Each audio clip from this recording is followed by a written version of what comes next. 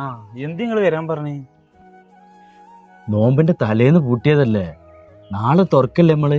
അല്ല അതിന് ഗ്യാസ് കിട്ടിയേക്കണോ? അതിന് ഗ്യാസ് നമ്മളെ റഫീക്ക് ഇന്ന് രാത്രി ഇറക്കി തരാറ്. എന്നാ പിന്നെ നമ്മൾ കടയിലേക്ക് ഒന്ന് പോയി വെക്ക, പൊടിയൊക്കെ തട്ടി ഒന്ന് ക്ലീൻ ആക്കിയാണ്ട് വരാം. എന്നാ പോയി വെക്ക.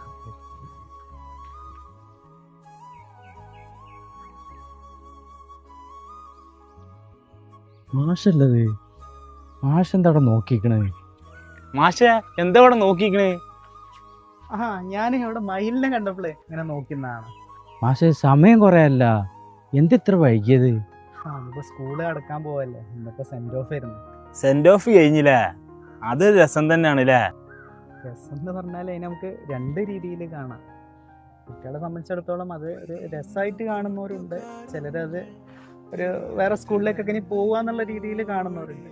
ഒരു അധ്യാപനം സംബന്ധിച്ചിടത്തോളം അതൊരു വിഷമമുള്ള കാര്യം തന്നെയാണ്. കാരണം ഒരു 6 മാസത്തോളം കുട്ടികൾ നിങ്ങളെ കുടുംബത്തിൽ സമയം ചെലവഴിക്കുന്നതിനേക്കാളും കൂടുതൽ സമയം അവർ നമ്മളോട് ഇടപഴകുന്നുണ്ട്. അപ്പൊ ആ ഒരു രീതിയിൽ നോക്കുമ്പോൾ കുട്ടികൾ പോവാന്ന് പറയുമ്പോൾ ഒരു വിഷമമുള്ള കാര്യം തന്നെയാണ്. അത് തന്നെയാണ്. എന്നാൽ കുട്ടികൾ ടീച്ചർമാർക്ക് ഗിഫ്റ്റ് കൊടുക്കണം എന്ന് പറഞ്ഞിട്ട് പേനയും മിഠായും ഒക്കെ വാങ്ങിയിട്ട് പോയി. അത് ഈ ഗിഫ്റ്റിൻ്റെ മാത്രമല്ല, ചില കുട്ടികൾ നമ്മളോട് മാനസികമായിട്ട് വല്ലാത്തൊരു അടുപ്പായിരിക്കും. അവരെ പിരിയാന്ന് പറയുമ്പോൾ അത് വലിയൊരു വിഷമം തന്നെയാണ്. നമ്മൾ പഠിച്ചിട്ട കാലത്ത് സെന്റ് ഓഫും പരിപാടിയൊന്നും ഇല്ലല്ലോ. അപ്പൊ ഇനി മാസം 2 മാസം വെറുതെ ഇരിക്കണല്ലേ. അടുത്ത കൊല്ലം പുതിയ കുട്ടികൾ വരും. പക്ഷെ ഈ കൊല്ലത്തെ കുട്ടികളുള്ള ഇടപാകൽ മറന്നു കിട്ടണല്ലേ. ഇനിയുള്ള 2 മാസം കടന്നു പോകാന്ന് പറഞ്ഞാൽ അത് പ്രയാസം തന്നെയാണ്. ഞാനിപ്പോൾ ഇങ്ങനെ നടന്നു വരുമ്പോൾ ആലോചിക്കായിരുന്നു അതുപോലത്തെ ഒരു ദിവസം. നമ്മളൊക്കെ ഇതേപോലെ അവസാനമായിട്ട് സെന്റ് ഓഫ്, അന്ന് സെന്റ് ഓഫ് ഇല്ലെങ്കിലും അത് ആളുടെ പരിപാടിയൊക്കെ കഴിഞ്ഞ് വന്നല്ല, അന്നുണ്ടായിരുന്ന പല നമ്മളെ കൂടെ പഠിച്ചിരുന്ന പല ആളുകളും ജീവിച്ചിരിപ്പില്ല. ചിലർ നല്ല നിലയിലെത്തിയിട്ടുണ്ട്, എത്താത്തവരുണ്ട്.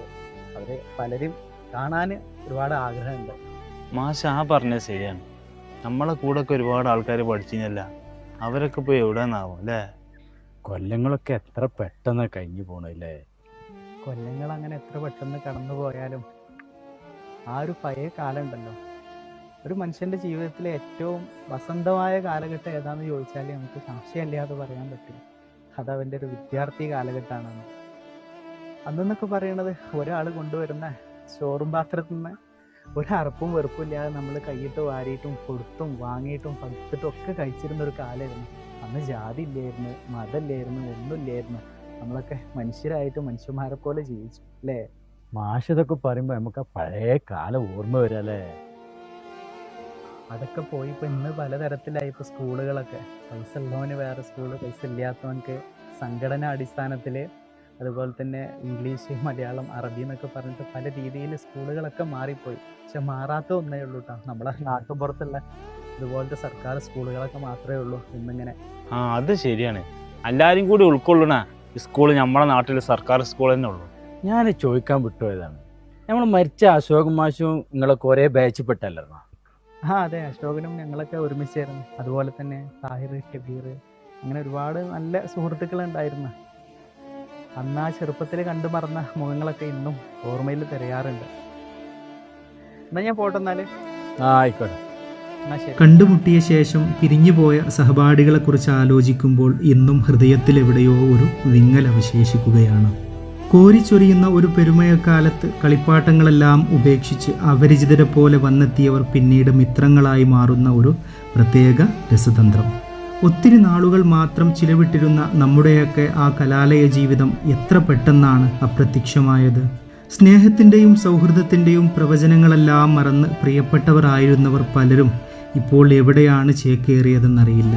എത്ര പെട്ടെന്നാണല്ലേ കാലം നമ്മിൽ ഒരുപാട് രൂപമാറ്റങ്ങൾ വരുത്തിയതും നമ്മുടെ ജീവിത സാഹചര്യങ്ങൾ മാറ്റിമറിച്ചതും. ഋതുക്കളുടെ വെയിലും മാരിയും മഞ്ഞും നിലാവുമെല്ലാം പെയ്തുറങ്ങുന്ന ഒരു നനുത്ത പ്രഭാതമായപ്പോയേക്കും തെളിഞ്ഞു നിന്നിരുന്ന മാനത്ത് നിന്ന് അത്രമേൽ പ്രിയപ്പെട്ട എത്രയെത്രയോ നക്ഷത്രങ്ങളാണ് അസ്തമിച്ചു പോയിരിക്കുന്നത്.